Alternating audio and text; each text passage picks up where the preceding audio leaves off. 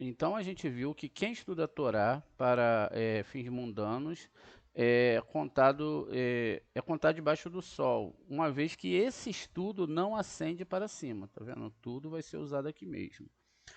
O Rabi Eliasar disse que um homem viva 1000 anos no momento de sua partida do mundo lhe parecerá como tivesse vivido apenas um dia, né?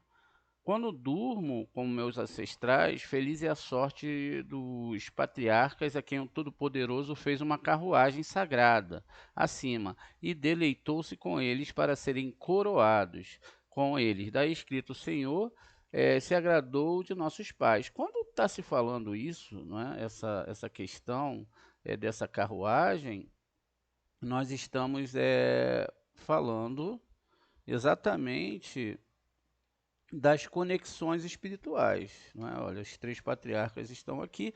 Essas construções também são internas. Elas talvez sejam muito mais internas porque está dentro do seu fator mental. Então é lógico, você tem uma árvore sefirótica desenhada no seu corpo, mas também essa questão é da alma, porque aqui, como eu sempre digo para vocês, apesar da gente ter esses três planetas, aqui já é um sistema totalmente espiritual, que tem que ter uma carruagem, não é? Essa carruagem ela é feita através dos patriarcas. E o que são os patriarcas? Nomes divinos, representação de nomes divinos. Essa representação dos nomes divinos, elas são muito especiais, porque os planetas, eles construíram através da força da divindade. Aí nós temos que colocar força de Elohim, força da divindade. Força de Elohim quando é a força da natureza. Então a força da natureza, ela é implacável, né? Os fenômenos que nós acompanhamos aqui no nosso mundo, tsunami, erupção vulcânica, terremotos, maremotos, enfim, ciclones, etc., chuvas, tempestades, sabe-se que é algo que é de assustar, não é? A pessoa fica ali bem assustada porque são forças de Elohim. Por isso que existe uma grande diferença entre a primeira parte do tetragrama e a segunda parte do tetragrama. A primeira parte do tetragrama, ela fica em cima da árvore sefirótica. Olha, fica aqui o Yud, ligando esses dois mundos, e esse Re aqui. Aqui já é de onde saem todas as reencarnações. Logo, eu tenho 6 planetas, que é a letra Vav, e tenho a letra Re, tá vendo? Então, veja, eu tenho a letra Re aqui, ó. Quando eu tenho a letra Re, eu vou ter um monte de significado dentro da letra Re. Vê, imagine que aqui Dalet, lê-se Delet, é uma porta, e aqui eu tenho a mezuzá do lado, tá vendo? Ó? Pequenininha. Então eu botei a minha mezuzá no meu Dalet, e aí então eu tenho Dai, basta. Não cantamos essa música? Lá no dia de Peça, Dai Daienio? Basta. Basta de sofrimento, vamos voltar para Shem, não é? Então,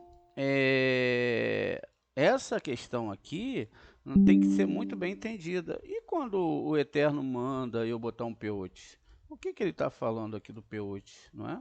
Vamos ver aqui, ó, são metáforas que nós devemos construir dentro da nossa alma. Botar o peote, ó.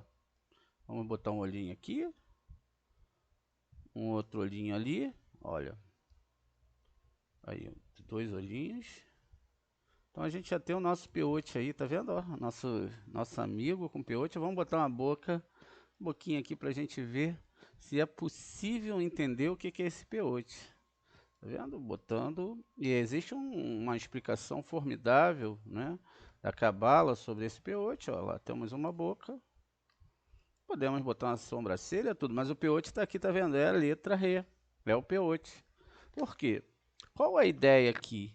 Aqui na parte de cima da letra Re, nós temos pensamento. Do lado direito, fala e aqui ação. Isso significa que, se nós não entendermos como iremos fazer essa unificação cérebro direito com cérebro esquerdo, onde o cérebro direito sobressai sobre o cérebro esquerdo, nós não compreenderemos essas metáforas intelectuais da Torá. Nós ficaremos presos ao mundo físico, ou seja, alguém vai deixar um peote crescer, outro vai botar uma mezuzá na porta e achar que aquilo ali é uma proteção. Achar que aquilo ali é algo, né, protetivo. Você pode pegar uma coisa de um Moré que estuda sinceramente a Torá, um livro que ele escolheu, e aí você, com um livro do Rebbe, do Arizal, aí você pega a essência daquela alma. É diferente. É uma essência de alma. Inclusive, se você pegar um objeto de um Moré, que esse Moré estudou a Torá, aquele objeto vai estar carregado de energia desse Moré. Então você pode usar, como nós fazemos com nossos sábios, usar a força da alma daquele Moré, é a alma, tá vendo? É a alma. Ele impregnou aquele objeto com aquela força, e aí você pega aquele objeto, ele vai ter a força daquele Moré, mas aquilo ali não é um pingente. Aquilo ali é uma energia que você está levando daquele Moré. É muito diferente. Assim como nós podemos, né, levar a energia dos sábios. São coisas palpáveis. Infelizmente, hoje a gente tem coisas que são feitas aí a nível comercial, né? Então veja, ali fala, palavra e ação. Isso significa o quê? A ideia que a Torá traz sobre a questão do cabelo, do pelo, é que o pelo em si é feito de queratina, o mesmo material da unha, quando nós temos que lavar e etc. É uma divisão do mundo com o corpo da alma. É que esses fios, né, de queratina, eles são tubos, e é uma parte da nossa alma que pula para fora do nosso corpo e não tem o que é natural, biologicamente falando, dentro do corpo, né? O sangue que alimenta as nossas células, etc., que corre no nosso corpo, não tem. Então é um receptor. É um receptor, é onde se delimita ali a parte do seu corpo antes da sua pele, seria como algo que faz você sentir alguma coisa que está se aproximando. Por isso que muitas vezes, como a gente já citou algumas vezes, a pessoa se sente arrepiada em certo lugar, ou fala, olha, eu me arrepiei, houve uma sensação, um quebrar da lógica, onde ela podia sentir o corpo uma presença divina. Mas a ideia aqui do peote é a questão da unificação da barba, aí se usa o homem, da barba, com o cabelo, que é mais fino. A barba, ela é mais grossa do que o fio do cabelo. Isso seria a junção do consciente com o subconsciente. Esse consciente, que é tudo aquilo que você entende, juntamente com o subconsciente, que é aquilo que você não entende dentro de um ser humano, e também podemos dividir Rava e Adão nesses aspectos, porque quando Rava ela come lá do fruto proibido, ela era o subconsciente, ela não tinha ouvido bem a ideia. Ela não tinha ainda analisado aquele midrashim que o serpente levantou para ela. Ele falou, não foi assim, você está lendo a Torá errado. Não é nada disso que Deus falou. Deus não falou para você não comer. Porque ele sabe muito bem que do dia que você comer dessa árvore, você será sábia. Então, será como Deus. Então, a ideia ali era que existia um midrashim e o serpente, dentro do seu conhecimento de Torá, ele falou isso para Rava, e aí isso salientou a própria idolatria, porque a ideia que ela passou para Rava era o seguinte, olha, Deus era um ser humano como você, ele era muito espertinho, ele veio aqui, comeu dessa árvore e ficou como ele é. Você quer ser igual a Deus? Então também coma, Deus era humano. Olha que ideia fantástica. As pessoas pensam que essa ideia é recente, não, isso é muito antiga. Inclusive foi ela que fez com que nós caíssemos lá para esse mundo. E existem muitas explicações sobre isso. Mas veja, a ideia aqui é a unificação do que nós estamos tentando fazer. Meditação, unir os mundos superiores com os mundos inferiores. Atrair luz, atrair os nossos sábios. Por isso que toda vez que nós fazemos algo errado, uma relação sem amor, uma questão fora da Torá, uma relação homem e mulher, como se vê por aí, atraem-se almas erradas. Essas almas erradas que descem, elas se tornam sugadores espirituais. Esses sugadores espirituais vão se alimentar da sua energia, vão te sugar plenamente. E aí, você vai ter que fazer todo um trabalho de explicar para cada, né, alma que se traz, você tem que ler 80 terlins ininterruptamente, para que você faça aquela alma voltar, porque quando ela desce, ela é capturada pela Lilith, e ela fica sentenciada a ser escrava da Lilith. Ela fica ali presa naquele sistema espiritual. Olha a responsabilidade que é, por que a Torá fala tanto sobre essa questão. Agora, voltando ao aspecto aqui, então a junção desses mundos, a junção dessa questão é tudo isso que nós temos que analisar. Enquanto pelo na Torá representa as letras hebraicas. Ela representa, você não deve raspar a Torá, não deve tirar o pelo da sua barba, não tem nada a ver com você deixar a barba crescer ou não. Você procurar hoje no mundo aí, quantos rabinos não têm barba e etc, porque não gostam, da natureza da pessoa. Então veja, mas vamos continuar aqui então, gente, para a gente poder entender melhor aqui. Então, diz aqui, né, que os patriarcas, a gente viu lá, que a Merkavá não é aquilo que se imagina. Não é porque vai aparecer uma carroça e fogo e um cavalo de... Não, está falando das sefirotes. Ou seja, daquilo que eu posso enxergar mentalmente. Daquilo que eu posso meditar nas letras hebraicas. Quais os mundos aonde eu posso ir através da minha mente? A mente é fantástica. Tudo que você está vivendo agora, tudo que você conhece, tudo que você tem de amor, de paz, de tudo é da sua mente. Inclusive, o inferno começa na própria mente. A mente, ela é aquelas duas testemunhas fiéis que está na Torá. Que muitas vezes as pessoas, não, era Elias, era não sei quem. Aí outro livro vai falar que... Não, é os dois lados do seu cérebro. Existe umas experiências EQM que falam que quando você se despede desse mundo, passa toda a sua vida em poucas frações de segundo na sua frente. Ou seja, tudo que você viu agora vai ser passado pela sua pele para os astros e vai ficar lá anotado. Vamos ler aqui então. Então, ó, se deleitou com eles para serem coroados com eles. Daí escrito, o Senhor não se agradou dos vossos... perdão, o Senhor só se agradou dos vossos pais. O Rabi Eliezer disse, Jacó sabia que seria coroado em seus pais, e seus pais nele. Daí aprendemos pelas letras gravadas na letra Shin a 3 traços. Um de um lado e o outro do outro lado, o que combina.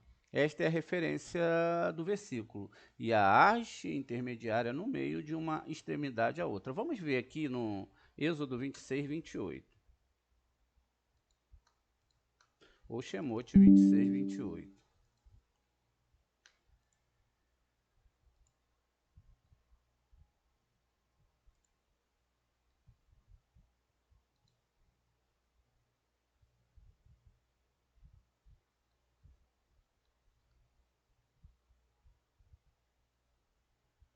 Está aqui, ó.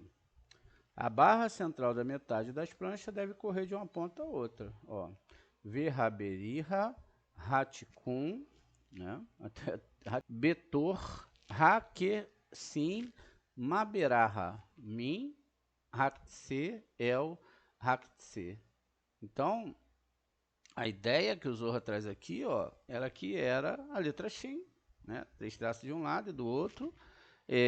Um combina e assim a referência desse versículo, é Êxodo 26, 28. Daí Jacó disse, eu me deitei com meus pais. O Rabi Judá disse: quão surdos são os homens às advertências da Torá, e quão cegos são as suas próprias condições. Pois não sabe que no dia em que um ser humano aparece no mundo, os dias atribuídos a ele o precedem e voam para longe. E voar para longe, voam para longe. Por todo o mundo, e eles descem e aquecem o homem, cada dia por vez. Quando o homem foi assim aquecido e ainda assim peca novamente contra o seu mestre, então no dia que pecou, ele ascende envergonhado e presta testemunho e permanece à parte, até que se arrependa, ele se torna e se ele se torna virtuoso. O dia volta ao seu lugar, mas ele desce e se une ao espírito externo e retorna ao seu lar, e assume a forma exata do homem para irritá-lo e sempre habitar com ele. Se ele é virtuoso, é um bom parceiro, e se não, um mau parceiro. Nesse caso, tais dias faltam no número completo e não são contados com os demais. Infeliz o homem que reduziu o número dos seus dias diante do Todo-Poderoso e não deixou para si dias para coroar num outro mundo e para se aproximar do Rei Sagrado. Pois se ele for digno, ele ascenderá durante esses dias, e eles se tornarão uma vestimenta gloriosa para sua alma. Estes são os dias que ele agiu virtuosamente e não pecou. E feliz é quem reduziu acima os seus dias, porque quando vem melhorar os seus dias, falta aquele dia que ele estragou com seus pecados. E é por isso que as roupas estão com defeito. Ainda mais se faltam muitas peças e ele não tiver nada com que se vestir no outro mundo, então infeliz é ele, infeliz é a sua alma. Porque ele é punido no Guerrinom, na Geena, por esses dias. Veja, por esses dias que ele pecou, que ele não se botou dentro da Torá, então ele vai ser castigado justamente pela falta da Torá. Muitos dias para cada um, porque quando saiu deste mundo não tinha nada para vestir, nem para se cobrir. Imagine se a gente saiu da frente de Hashem, falamos, Hashem, nós vamos estudar a tua Torá, dessa vez a gente vai cumprir, vamos consertar, não vamos nos distrair, e nossos sábios, muito preocupados, falaram, Hashem, naqueles dias eu não quero estar lá, imagina agora a distração que nós temos, é a TV a cabo, é o filme que você quiser, é o jogo que você quiser, o relacionamento que você puder conseguir, é tantas e tantas coisas. Como que sobra tempo para Torá? Como é que eu separo o tempo para Torá? Ah, 1 hora, talvez. Ah, isso vai me ajudar, né, nas minhas coisas nesse mundo e tal. Não é o suficiente. Veja, você não tem roupa lá do outro lado. Não tem nada nem para vestir, nem para se cobrir. Aí diz aqui, ó, feliz os justos, cujos dias estão todos reunidos com o Rei Sagrado, e formam vestimentas gloriosas com as quais podem se vestir no outro mundo. Essa é a explicação esotérica do versículo. E eles sabiam que estavam nus, ou seja, lá no Gênesis 3:7 eles não tinham Torá. Ou seja, as vestimentas gloriosas feitas daquele dia foi danificada e nenhuma delas sobrou para vestir. E assim, quais são as roupas? Os níveis superiores da alma. E assim foi até que Adão se arrependeu e Deus perdoou. Olha que palavra bonita, né? Ele fez outras vestes, mas não dos seus dias, como está escrito. E Deus fez para Adão, a sua mulher, túnica de peles, ele vestiu. Gênesis 3:21. Note que Abraão diz que ele entrou em dias. Isso é o Bereshit 24:1. Porque quando partiu desse mundo, ele literalmente tomou posse dos seus dias anteriores. Porque ele é a reencarnação de Adão. E foi investido nele, encontrado em seu peor de glória, pleno e completo. Por outro lado, Jó disse de si mesmo: não saí do ventre da minha mãe, não voltarei para lá. Jó 1:21, porque não sobrou nada de material para vesti-lo. Nossos professores disseram a Deus: felizes os justos, cujos dias são irrepreensíveis e permanecem para o mundo vindouro, para que depois da morte todos se unam e juntos tornem um manto de glória, pelos quais ele tem o privilégio de desfrutar das delícias do mundo vindouro, no mundo futuro, e no qual estão destinados a retornar à vida mas infeliz são os pecadores cujos dias faltam. De modo que lá vai contar e não tem estudo de Torá. Hoje você não estudou a Torá, ontem você não estudou a Torá. Diz que quanto mais você se afasta da Torá, se você se afasta da Torá um dia, Deus vai se afastar de você 2. Se você se afastar da Torá 3 dias, a Shem se afasta de você 6. E assim sucessivamente, porque diz que vai ficar buracos no seu estudo de Torá. E o que acontece é que às vezes a Deus, a Shem, ele manda para a gente situações para que nós criemos méritos de estudo de Torá. Veja, se um dia eu acordo 3 horas da manhã e eu estou inteiro, muito bem, pronto para estudar a Torá, tudo bem, é bom, que legal. Mas se eu acordo com muito sono, vou lá no banheiro, tenho que bater a cabeça, tenho que jogar água gelada no rosto, tenho que... Então ali tem mérito. A Shem está vendo que ele me testou e eu passei. Ele está vendo que nada pode impedir o meu desejo de estudar a sua Torá. Nada nesse mundo pode me impedir de eu querer fazer a vontade do meu Rei Sagrado. E que ele realmente é o que é mais importante para mim nesse mundo. Não é o que eu tenho, o que eu vou conseguir, nem como os homens vão olhar para mim ou me ver, mas simplesmente como ele me enxerga. Me sinto alegre com as minhas revestimentas espirituais. E se eu não as tenho, eu tenho como pedir ao Pai Santo que Ele crie esse desejo dentro de mim. Que Ele crie essa alegria de eu querer estudar essa Torá todos os dias. Conseguir estudar essa Torá é montar essa roupagem espiritual. Existe uma responsabilidade que eu tenho que construir todos os itens do templo sagrado. E o templo sagrado sou eu, dentro de mim. Uma construção que é muitas vezes combatida pelo antagonismo que eu tenho ao mundo espiritual e ao mundo da doação e tudo aquilo que foi me ensinado que é muito diferente dessa Torá. Muito bem. E de modo que não tem mais nada com que se cobrir quando partirem do mundo. Além disso, aprendemos que todos os virtuosos que adquiriram certa medida de glória ao longo dos seus dias serão coroados no mundo vindouro, com coroa, como os dos patriarcas, proveniente das correntes que fluem continuamente para o jardim do Éden.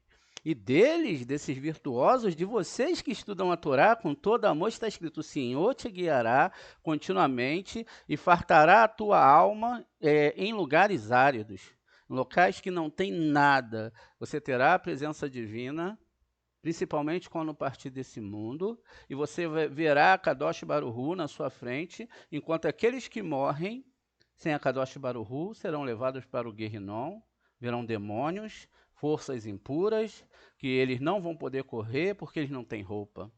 Eles não têm roupa para se proteger. Mas os ímpios não adquiriram tal penhor, serão como galo selvagem no deserto, que não verão o bem, vindo que habita em lugares áridos do deserto. Jeremias 17:6. O Rabi Isaac disse: de todos os homens, Jacó tem a perspectiva mais favorável, porque adquiriu um título de uma túnica graças aos seus próprios dias e aos dos seus antepassados. Por isso ele disse: eu me deitarei com meus pais. E o Rabi Luda disse: quando Jacó foi até seu pai para obter uma bênção, ele estava vestido com as roupas de Esaú. Porém, o texto diz que Isaac sentiu o cheiro das suas roupas, para indicar que ele sentiu o cheiro das suas roupas no mundo vindouro. E foi por isso que ele o abençoou.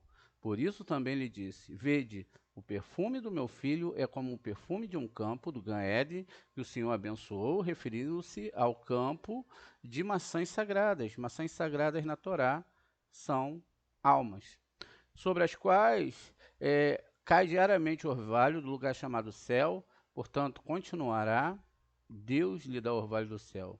Foi ensinado que todos os dias 15 odores sobem do jardim do Éden para perfumar aquela vestimenta do outro mundo. Muito bem, a gente vai parar nossa leitura aqui.